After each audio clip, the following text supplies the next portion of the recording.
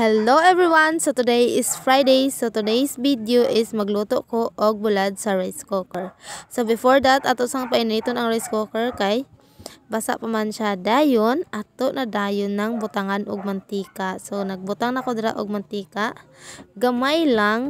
So pag humanay na ko butang og mantika guys, ako nang gipatuyok-tuyok ang rice cooker kay dili man plain ang rice cooker, ang mantika is nara sa daplin. So akong gipatuyok-tuyok para malukop tanan siya og mantika. After pila ka minutes guys, so nainit na dayon ang mantika. So ako na dayon gibutang ang bulad.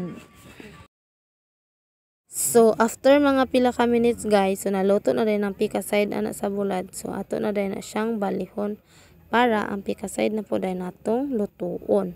So pagluto sa bulad guys is dali ra kay na siya, walay mga 30 minutes maluto na siya tungod kay gamay man na ang bulad, nipis ang bulad guys. So ana mo na ako na din na siyang gibali, then pagkahuman kay naluto na, ato na din na siyang habwaon.